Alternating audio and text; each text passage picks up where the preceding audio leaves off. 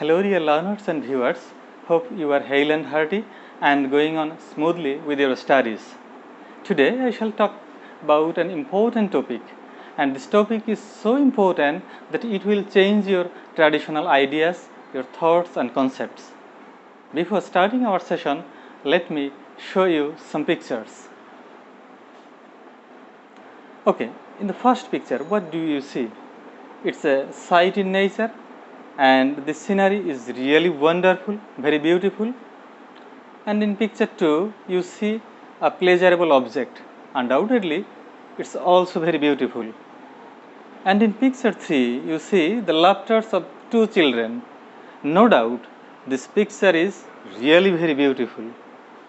And in picture 4, you see a rickshaw puller is pulling his rickshaw in the rain, and the passenger, who is unknown to him, is putting an umbrella over his head. This is really uncommon, but undoubtedly we can say this is a wonderful picture, and it reflects the kindness of the stranger. Well, so all these pictures reflect beauty. So our today's topic is what is beauty, and in my today's session I shall talk about the concept of beauty and its place in art and literature. Okay, so you see, beauty is easy to appreciate but difficult to define. This is the very striking point.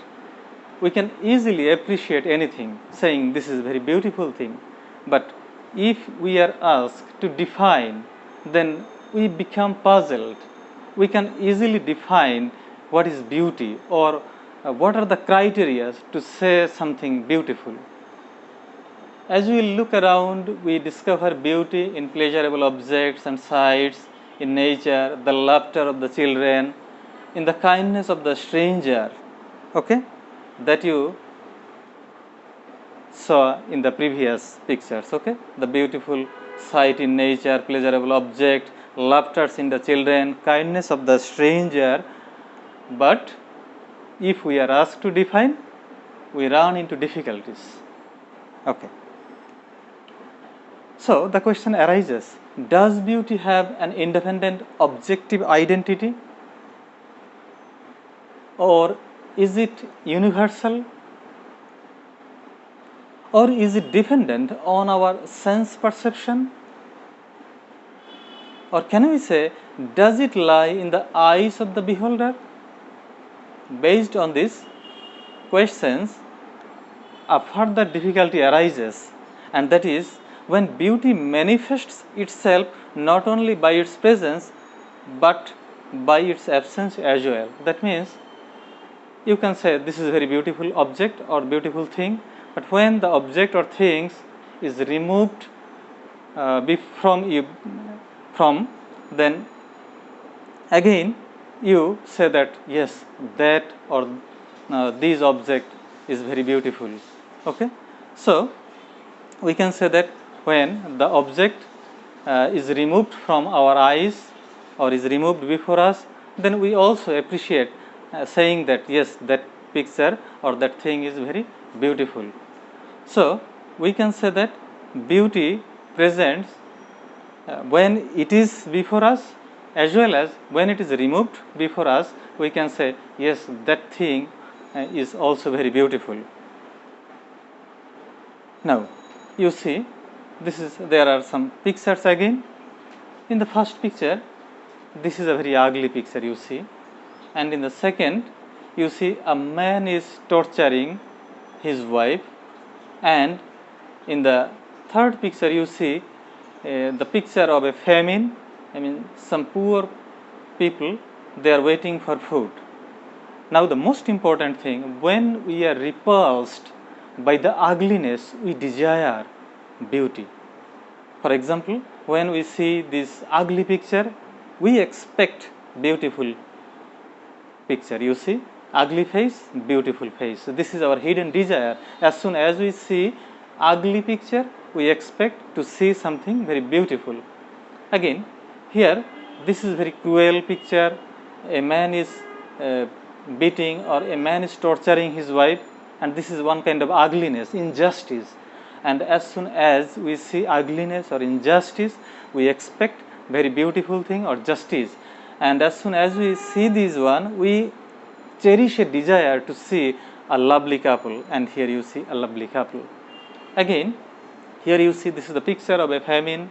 Some men and women or children, they are striving and they are waiting to get some foods.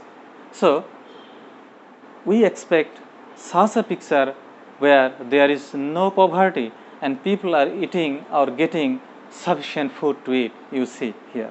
So we can say, when we are repulsed by the ugliness, we desire something beautiful.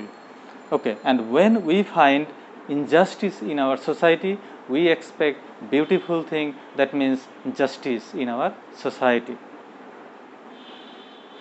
Now, philosophers have told us that beauty is an important part of life, but isn't ugliness a part of life too? Now the question arises, then don't we expect, or can we imagine a world where there is no ugliness? Never. We can never imagine or expect in the universe that is free from ugliness or injustice, because this is a part of life. In our universe, everywhere there is a mingling of beauty and ugliness. And if art has beauty as an important ingredient, can it confine itself only to a projection of beauty? Now, another important thing is that in art and literature, especially you can say in painting or in sculpture, the artist, they always present beautiful thing as well as ugly thing also, because ugliness is the part of life. So we can say that artist can never ignore what is not beautiful. Okay, for example, you see, this is a very wonderful, very beautiful sculpture.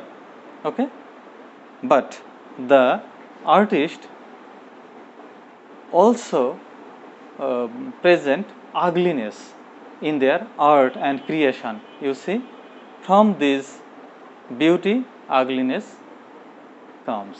So ugliness and beauty are the part of life. Okay, so we can say ugliness, even if not pleasant, becomes beautiful at a higher level, because ugliness has its importance also in our life, because it's a part of life. Similarly, what is beautiful forever remains true. So this is now another concept. Poets and artists have provided an answer by incorporating both into their work. Yes, that means ugliness and beauty, poets and artists, they always incorporated these two things in their respective works. In doing so, they often tied beauty to truth and justice. So what is not beautiful assume a tolerable proportion as something that represents some truth about life. This is very, very important. Okay, the poets or the artists, they always try to tie beauty to truth and justice. That means where there is a beauty, there must be the truth or justice, because without truth and justice, there is nothing can be beautiful. Okay, so to be beautiful, truth and beauty must present there. Okay, so what is not beautiful? Assume a tolerable proportion as something that represents some truth about life. Another important thing is that the thing that is not beautiful, that is ugly, but also represents our life, is indicates beauty, because it represents our real life, and the thing that represents the real life, our real life, that is beautiful. So poet and artist try to represent the ugliness, because ugliness is the part of our life, and it also represents our daily life. So in the universe, nowhere we find, in our society, we find no picture that is free from ugliness. So it's a part of our life, and that's why they represent some truth. Okay, and when we get the touch of truth, then we can say that is also very beautiful. In other words, we can say that if there is no darkness in the universe, we can't realize that light has such important value.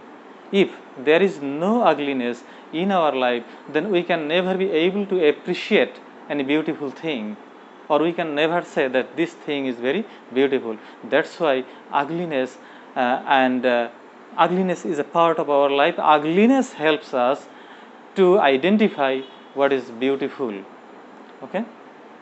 And John Keats, the Romantic poet, wrote in his celebrated Ode on a Grecian Urn, "Beauty is truth, truth beauty, that's all you know on earth and all you need to know."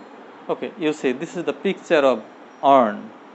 And John Keats, while visiting the British Museum, he saw this beautiful urn, and then he wrote this ode on a Grecian urn, and it was completed in May 1819, but its first printing came in January 1820. And in this poem, he says that beauty is truth, truth beauty. That is all you know. That is, here the urn is talking to the poet. The urn is saying that beauty is truth, and that is all you know. That means all you know, and all you need to know, and all the people of this universe, they must know this truth. And what is that truth? The truth is that beauty must have some truth. Okay. So we can say beauty and truth are one and the same. This fact is all that it is possible to know, and everybody actually needs to know it. That means the poet wants to say that beauty and truth are inseparable. They are incorporated, and they are the part of our real life situation. So we cannot ignore one thing to other. And in beauty we find truth, or we can say if we find any truth, there of course beauty presents. So to conclude our session, we can say that beauty is an art enduring and permanent, and therefore true, as opposed to early human nature, which is transient and fades away with time. Okay. In other words, we can say that beautiful art transcends time and reality. That beauty is truth. And finally, we see that poetry in every language celebrates beauty and truth. And to quote a famous line from Emily Dickinson, we can say that beauty and truth are brethren. Okay. So we can say that beauty and truth are brethren, and where there is a beauty, there must be a truth. And if we find the touch of truth, the thing must be beautiful. Okay. So this is all for today. Thank you very much.